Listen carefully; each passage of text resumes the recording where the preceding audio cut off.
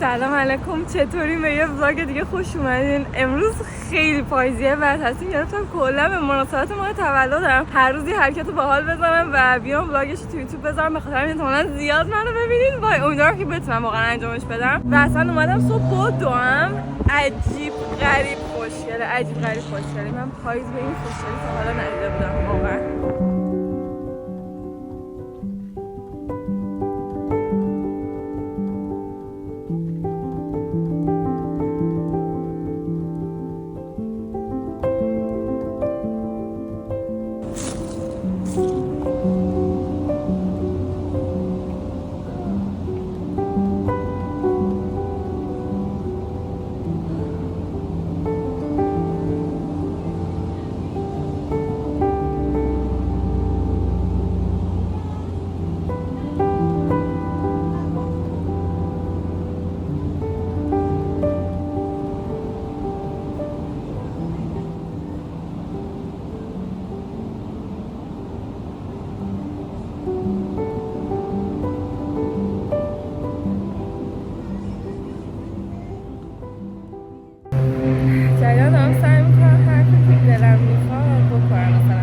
خجالت نکشم یهو من لق بزنم تو طبیعت یا غلط بزنم، مثلا اینجا غلط بزنم بقیه بگن دیوونه، خب بگم من دیوونم. نگاه میکنم میبینم آدما به سگشون اجازه میدن که مثلا تو چمن و اینا غلط بزنه، بدوه، وایسه، هر کاری دلش میخواد بکنه. ولی ما انسانا انقدر به خودمون گفتیم وای زشته، وای نکن، وای حالا الان جاش نیست. اینا اصلا یه جایی مثل طبیعت که خونمونه، دلمون نمیاد مثلا اینجوری توش یه غلط بزنیم که مثلا بهمون میگن وای دیوونه هستی. خب بگم حالا سلام، یکی از هدفم برای سال جدید واقعا همینه که اصلا روم بشه همه کار بکنم.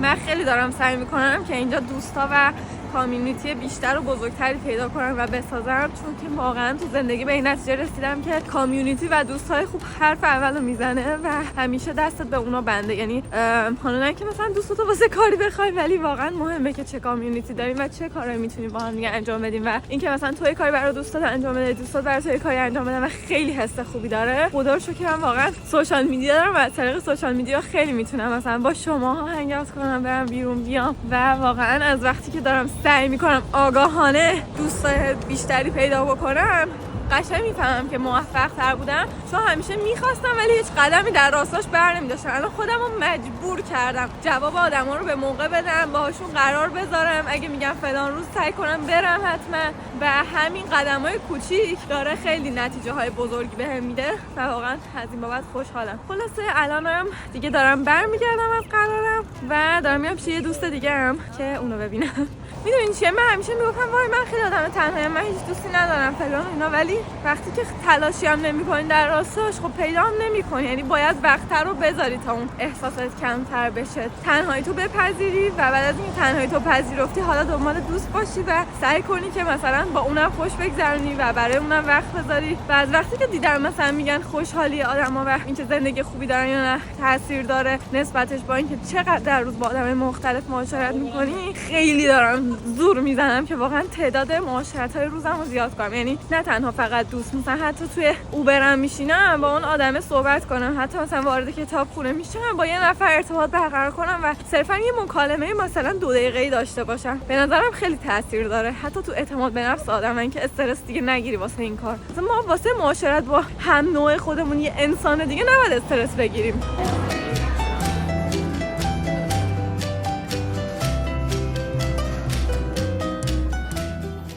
طبقه هم اومدیم خرید که هیچی نمیشه خرید، یعنی همه چی از $1000 شروع میشه. نمیدونم چرا اینجاییم. چون غذا چی گرفتم باقالی پلو با گوشت. تو ایران اینو سفارش نمیدادم که میای اینجا دلت هوس کنه بگیری.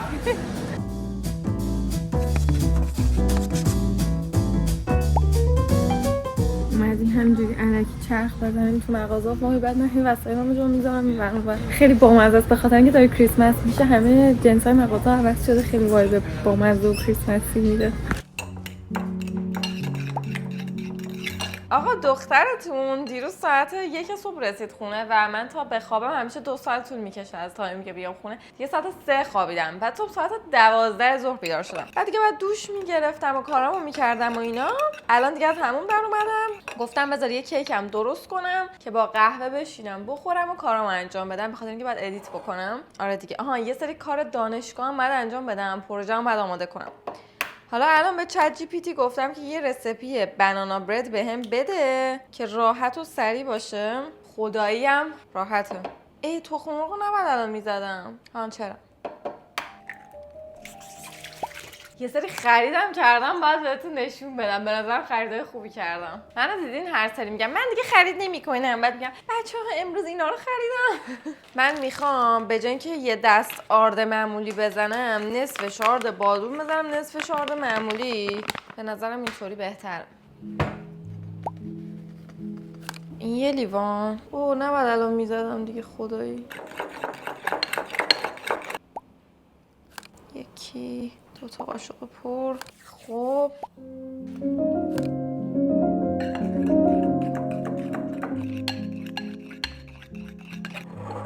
من نمیدونم چرا ولی کلا همیشه من فکر میکنم که اگه بچه بیارم خیلی دوست دارم بتونم واسش همه غذاشو تو خونه درست کنم و آشپزی زیاد بکنم. کلا مامان تو خونه بودن رو خیلی دوست دارم. همش میبینم مامانای ما واقعا حرفه‌این تو آشپزی. مثلا همین که از رو رسیپی غذا رو درست نمی‌کنن، میدونین یعنی چی؟ یعنی مثلا از صفر همه غذاها رو خودشون بلدن و نیازی به رسیپی ندارن. خیلی خفنه واقعا. حالا گفته که خشکار رو بریزیم تو مواد تر، آروم آروم.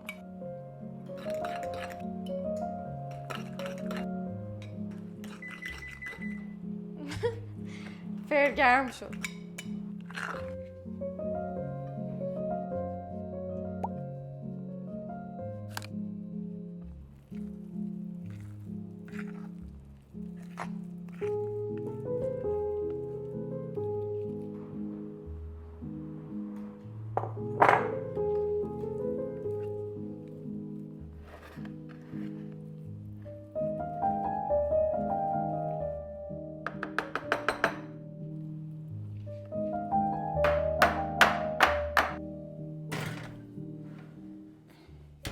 این خودش نوشته بین 50 دقیقه تا 1 ساعت بپزه، ولی من فعلا نیم ساعت گذاشتم. خاطر اینکه حس می‌کنم بنانا برد رو توی قالبای لوف خیلی گود پهن درست میکنن، واسه همین من الان خیلی نازک ریختم، احتمالاً 50 دقیقه نخواد، واسه همین فعلا نیم ساعت گذاشتم. بعد چک می‌کنم چه جوریه. بشینم پای کارم، خیلی کار دارم.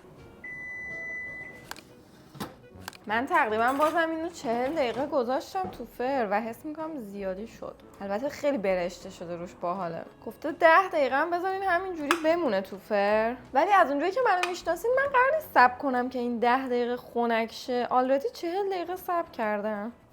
دستم سوخت.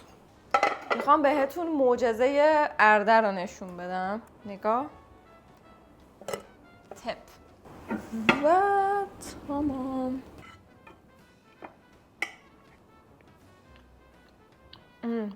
انقدر بوی خونمون خوب شده، قشنگ بوی کیک موزیه، دارچین و نون و همه اینا با همه خیلی بوش خوبه. من یه چایی بذارم. تقریبا داره ساعت 6 هست میشه، واسه همین دیگه قهوه نخوردم وگرنه دلم قهوه میخواست. دارم فکر میکنم یه دونه دستگاه قهوه فیلتر کافی بگیرم، به خاطر اینکه خیلی قهوهشون سبک و خوشمزه است. بعد مثلا میتونی 2 تا لیوان تو روز راحت بخوری. بعد با همه چی هم خوشمزه است، شیرم نمیخواد. بعد اونجوری مثل اسپرسو حس میکنم یه کافئین زیاد وارد بدنت نمیشه، یه ذره آروم آروم وارد بدنت میشه. حالا در فیسبوک مارکت پلیس باید بگردم. فکر کنم همینجوریش هم قیمتی نداره، به گرونی اسپرسو نیستش. من یک عدد چای انگلیش بریکفاست، یه دونه هم بیشتر نداشتیم. آشپزخونه‌مون پوکیده ها. دلم میخواد بافت اینو ببینین واقعا.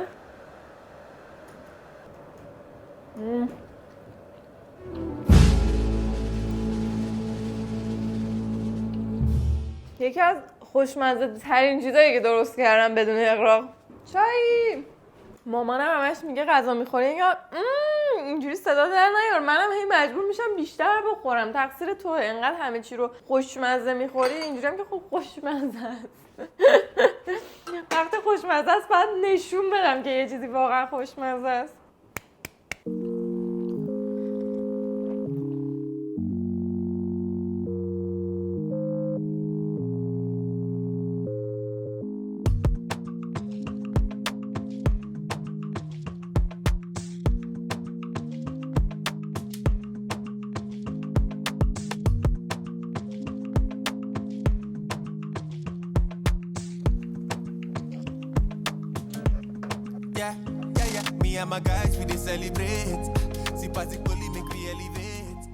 من کار دانشگاهم تموم شد. الانم از خونه زدم بیرون و قشنگ طوفانیه، هوا یه جور عجیبیه. منم سعی کردم تا جایی که میتونم بپوشونم که کمترین تماس با باد داشته باشم چون سرم هم درد کنه. و تو قشنگ سوسولم رو این مدل هواها. دیگه الان اینطوری دارم میرم کلاس فیگر اسکیتینگ. امروز جلسه آخره، جلسه 5مه. نمیدونم ترم دیگه هم ثبت نام کنم یا نه، خاطر اینکه تازه دارم بیسیکاش یاد میگیرم و تازه داره خوش میگذره کلاس بهم. نمیدونم، یه ذره شک دارم ولی شدم ادامهش بدم.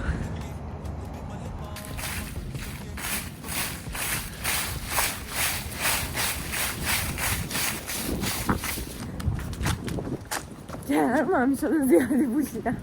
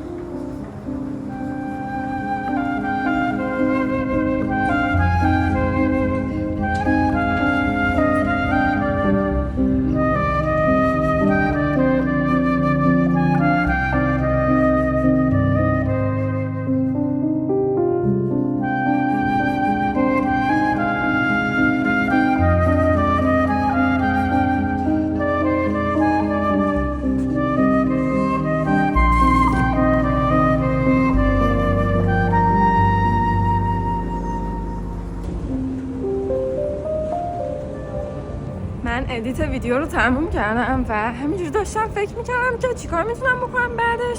یادم اومد امروز کلاس دنس مورد علاقم اینجا کانتمپوری جاز و خیلی وقتا نرفتم. گفتم بذار سریع بوک کنم بدوام برم. بعد لباسم ندارم و گفتم ولش کن میرم یه دونه تاپ میخرم، شلوارم اوکی.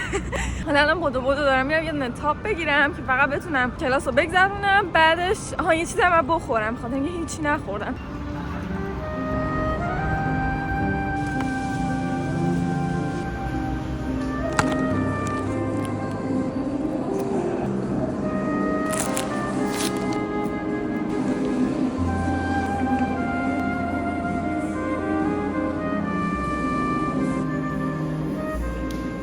من وقت ندارم برم یه چیزی بگیرم بپوشم. من زیر اینم فقط یه تیشرت پوشیدم، هیچ دیگه ندارم. نمیدونم چه غلطی بکنم. بکنم همینجوری برم چون الان تا برسم اونجا شروع میشه کلاسم.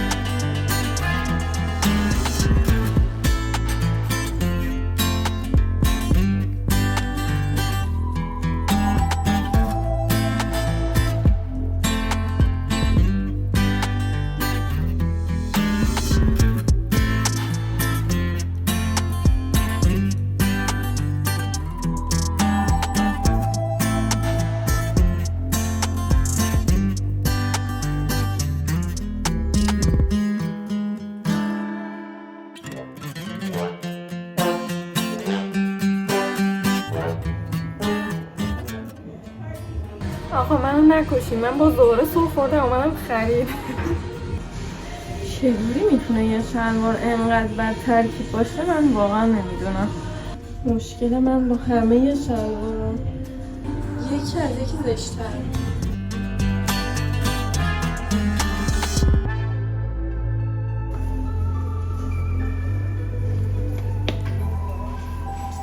آقا من دارم با مترو برمیگردم ولی بوت مورد نظر رو خریدم و مثل همیشه پولو فقط با اوبر سیو میکنم. حتی خدای با مترو خب خیلی نزدیک بود، اینجا که ولش کن دیگه. خودم مجبور کردم که اوبر نگیرم و مسیرها رو یاد بگیرم، به خاطر اینکه بلد نیستم خیلی وسوسه میشم همون اوبر بگیرم به این فکر نکنم که اصلا چجوری برم و اینا. من جدیدن حس کنم دنیا بام لج کرده به خدا. این اتوبوس رو کلی دویدم بهش برسم، همین الان از جلو چشم رفت. حالا 3-4 بار این بلا سرم اومده. این مثلا یه هفته اخیر هر جا میخوام خسته شدم از بیرون موندن. بعد اینجا هر 20 دقیقه نیم ساعت میان. نشستم رو زمین و صبر میکنم واسه یه اتوبوس، چون که دیدم 6 دقیقه دیگه میاد. جو دادم. الان خوبه بیاد منو نبینه ردم کنه. چون اینجا اگه کسی نباشه میره اتوبوسه، وای نمیسه.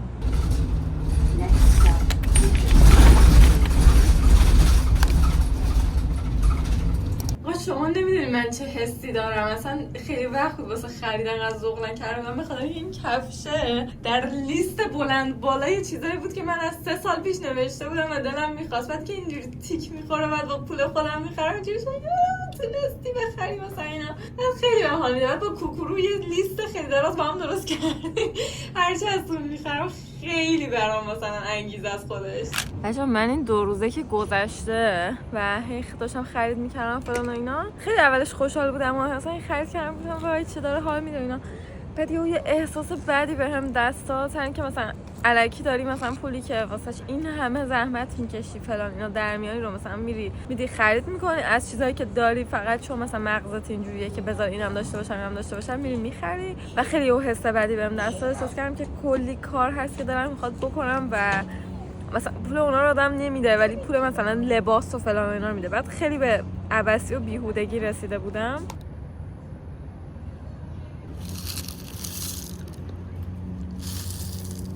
هیچی دیگه، به عبثی و بیهودگی رسیدم و همش اینجوری بودم که میخوام زندگیمو عوض کنم و واقعا از این روتینی که الان دارم خسته شدم. کلا وقتی زندگیم تکراری میشه اصلا خوشحالم نمیکنه. با اینکه مثلا میگم وای روتین داشته باشم، وای آرامش داشته باشم، ولی نمیدونم مدلم اینجوریه که خوشحال نمیشم. باید یه چالشی تو زندگیم باشه.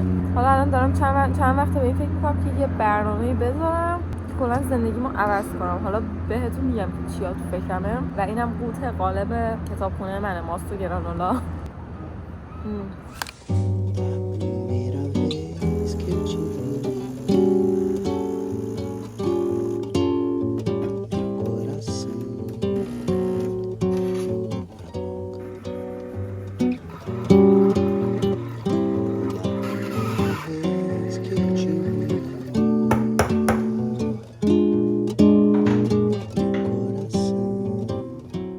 سلام، دخترتون اومده و باهاتون خیلی حرف داره، به خاطر اینکه این چند روزه مغز من پکید انقدر که فکر کردم و خودخوری کردم. واقعا نمیدونم بعضی وقتا دیدین انقدر اوورثینک میکنی که مغزت دیگه کشش نداره و اینجوری که فقط میخوام بگذرم از این دوران. ولی الان یه آنباکسینگ باحال داریم از خریدایی که این چند روز کردم و به نظرم خیلی خریدای خوبی کردم، به خاطر اینکه دم کریسمسه کلی هی چیز میذارن، مثلا آفرای خوب میذارن و من هی دلم می‌خواست خرید بکنم. هی رفتم خرید و بعدش اینجوری بودم که یعنی چی نیکی، مثلا داری پولایی که در میاری رو الکی خرج میکنی و مثلا هیچ بیسی نداره، تو داری الکی با زندگی چیکار میکنی و همش داشتم خودخوری میکردم و اینطوری بودم که اگه الان بیام تو یوتیوب من بذارم همتون مثلا میگن که چقدر خرید میکنی بس فلان و اینا. بعد اولا اینجوری بودم که من چرا بعد اینقدر هی تو مغز خودم رو سرزنش بکنم و بیشتر از هر کسی که دیگه از بیرون که مثلا به من بگه که تو چرا خرید میکنی، من اول از همه خودم دارم اینقدر خودم رو دعوا میکنم و این یه بک‌گراندی تو منه که من هر موقع خرید مثلا بکنم و اینا حس میکنم که دارم کار بدی میکنم، در صورتی که آقا داری پول در میاری، داری به خودت حال میدی، حالا یاد بگیری که کریسمسه، میتونی برای خودت 4 تا چیز جدید بگیری، حالشو ببری و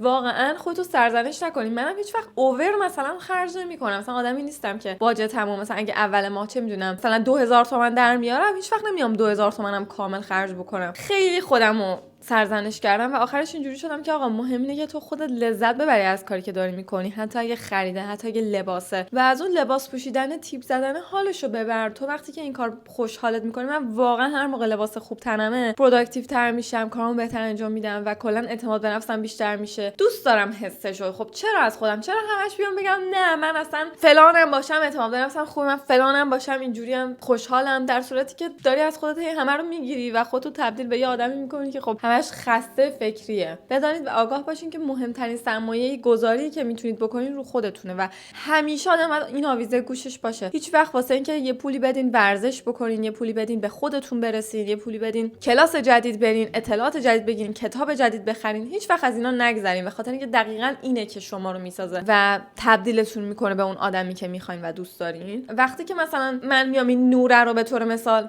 هلو نور، این نوره رو به طور مثال برای خودم میخرم، عوض اینکه هی خودمو بگم که وای چرا خریدی، حالا شاید الان مثلا هر روز استفادهت نشه، شاید واجب نباشه، در صورتی که نه، این به من یه آرامشی داد که آقا تو اینقدری به خودت اعتماد داری که رو خودت مثلا سرمایه گذاری بکنی و مثلا این خرجو برای خودت بکنی و خیلی دلگرمی میدی و باور قلبی به خودت پیدا میکنی، تا اینکه هی بزنی تو سر خودت که نه انتخاب اشتباه کردی. این از این، به خاطر اینکه خیلی فکرم درگیر بود، دلم میخواست که به شما بگم. امیدوارم که بتونم یه ذره از این استیت مغزیم بیام بیرون و الان دلم می‌خواد که خریدام بهتون نشون بدم و مهمتر از همه چی اینم با هم دیگه باز بکنیم. من از اونجایی که خیلی خریدای خفنی کردم، قیمت اصلیشو میگم و قیمتی که خودم خریدم هم بهتون میگم که ببینید چقدر واقعا حراج خورده بودم. این مثلا $30 بود و من خریدم $10 به خاطر اینکه هندستند و اینا میزدم مچم درد میگرفت. برای وزنه برداری تو باشگاه و اینا هم خیلی لازم میشه. ساپورتت میکنه. حوله حموم، عاشق این حوله سفیدای اسپایی بودم همیشه. نمیدونم تا الان چه جوری نگرفته بودم و بدون حوله داشتم سر میکردم. واقعا عجیبم توی سرچ. یک بسته کرم مورد خریدم. بچه‌ها من هر کدوم از اینا رو لینکش رو بتونم پیدا کنم براتون تو دیسکریپشن باکس میذارم. من این کوچیکه رو حالت اکسفولیت داره، فقط تو همون میزنم. یه پک خیلی کوچولوشو گرفته بودم و بهتون میگم چند ماهه که مثلا هفته 2 بار میزنم، اصلا تموم نشده. الانم آخرش بود. این فکر کنم قشنگ 6 ماه راحت بره، حتی شاید بیشتر. اینم کرم روزشه. هر چقدر بگم کم گفتم، ولی از وقتی که روتین پوستم رو ساده کردم و چیز خوب میزنم به پوستم، هیچ چیز اضافه‌ای نمیزنم و واقعا چند ماه با اینکه پریود شدم جوش نزدم. خیلی عجیبه، چون من پریود میشدم جوشی میشدم. سعی میکنم یه عکس داغونم براتون بذارم که ببینین چی میگم. اینم کرم روزشه. اینو تا حالا نزدم، خیلی ریویوش خوب بود و من این پکو خریدم $40، در صورتی که فقط این تو سایتش نزدیک $70 بود. 3 تا بالا تنه خریدم و الان فهمیدم که همه رو مشکی خریدم. وای اصلا مگه داریم لباس این خوشگلی؟ خیلی به نظرم نازه. بعد اصلا آستینش، وای دارم میمیرم. واسه تولدم شاید اینو بپوشم، خیلی دوستش دارم. اینم یه برند خیلی گرونی بود، از اینایی که مثلا رفتم تو سایتش دیدم $1000 $2000 بود لباساش. خودم هم نمیشناختم راستش، سرچ کردم و دیدم خیلی گرونه و من $50 گرفتم اینو. البته بچه‌ها در نظر داشته باشین که همه قیمتایی که من میگم دلار کاناداست. من نمیتونم اینو الان خودم کامل ببندمش، ولی اینم یه دونه حالت نمیدونم خیلی باحال نیست. همش بیشتر دنبال یه سری بالا تنه هایی بودم که خیلی ساده نباشه، مثلا برای ویدیو یه جایی میخوام برم یه ذره قروفر داشته باشه. بعد اینم به نظرم اون قروفر مورد نیازو داره. خلاصه از هر دو ورش من میتونم استفاده کنم. $30 گرفتم ولی قیمت رو خود تگش 200 خورده دلار USD بود. و لباس آخر شبیه خبرنگارا شدم بچه‌ها. این لباس برای چی خفنه؟ دیدین یه وقتایی میخواین یه جا برین، میخواین پوشیده باشه ولی شیکم باشه، ولی یه غیری هم داشته باشه، ولی زیاد از حد هم نباشه که تو ماچ باشه. نمیدونم چقدر الان خوب وایستاده، ولی خیلی لباسایی که کمرشون بازه دوست دارم و اینم خیلی به اندازه کافی و جای مناسب بازه. بعد به خاطر اینکه بند داره از جلو هم اینجا تنگ میشه و یه ذره از اون سادگی در میاد. به نظرم خیلی رسمی و شیک و خوشگله. حتی به این فکر کردم که اگه نخوام مثلا اونجاش هم معلوم بشه، میتونم روش یه دونه مثلا بافتنی چیزی بپوشم، از آستینش و یقش استفاده بکنم و همه کاره بود تقریبا. اینا آخرین خریدم هم که دیگه بهتون نشون دادم. این مومبوت هست که هنوز میبینمش باورم نمیشه مال منه.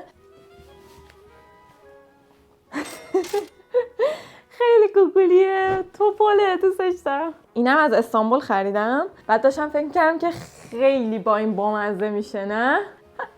یه تیپ خیلی بامزه خشک میشه. بریم سراغ باز کردن پلاک یوتیوب. من این ذره شیطان پیتان کردم به خاطر اینکه دلم می‌خواست قشنگ در بهترین حالت ممکن رو باز بکنم، حسشو با تمام وجود درک بکنم و لذتشو ببرم. ولی واقعا از یه چیزی ناراحتم به خاطر اینکه تا آگوست همین امسال، یعنی بعد از اینکه من 100,000 تا شدمم، اینا لوح نقره بزرگ میفرستادن. سایزش از این تقریبا 2 برابر این بوده. الان باز می‌کنیم و ببینیم چه شکلیه. خودم اصلا ندیدمش، استرس رو وایسی. چقدر قشنگ. اینم میتونم قاب کنم بزنم به دیوارم. اگه ویدیوی تقریبا 1.5 سال پیشمو پلی کنی دارم میگم باورم نمیشه شدیم 2000 نفر و دارم میمیرم از خوشحالی. و الانم باید بگم که باورم نمیشه و الان خیلی بیشتر از البته 100,000 تا شدیم. فکر کنم 127,000 نفریم. گوگل مگوله. خب بالاخره اینم باز کردم بعد از کلی وقت، به خاطر اینکه هی می‌خواستم یه تایم مناسب برسه، به خاطر وسواسی که دارم. خیلی بامزه بود. یه نفر برام دایرکت اینستاگرام زده بود که کاش بیشتر ویدیو بذاری که وسواست کمتر بشه و به نظرم خیلی نکته خوبی بود، به خاطر اینکه همش به خودم میگم مثلا بیشتر بذار، مثلا راحت‌تر بگی به خودت که وسواست هم راحت‌تر بذاریش کنار. این دلیل نمیشه که کیفیت ویدیو بیاد پایین و خیلی مهمه که آدم اینو درک بکنه که آقا کیفیت لزوما نمیاد پایین، فقط تو وسواست باعث میشه که نتونی کاراتو انجام بدیم. و حس میکنم که همین یعنی اینکه تا اینجاشو تونستیم، بقیه‌اش هم میتونیم. خیلی مرسی بچه‌ها ازتون. حس میکنم که شما اندازه من ذوق کردین، نمیدونم اینجا حس کنم واقعا. امیدوارم شما به چیزایی که میخوایم برسین و با هم دیگه جشن بگیریم. من ولاگو همینجا تموم میکنم. زود زود زود زود میبینمتون. عاشقتونم. خدا دو دختر بندن همه کی ماشاءالله. آره یکیشم میگیریم.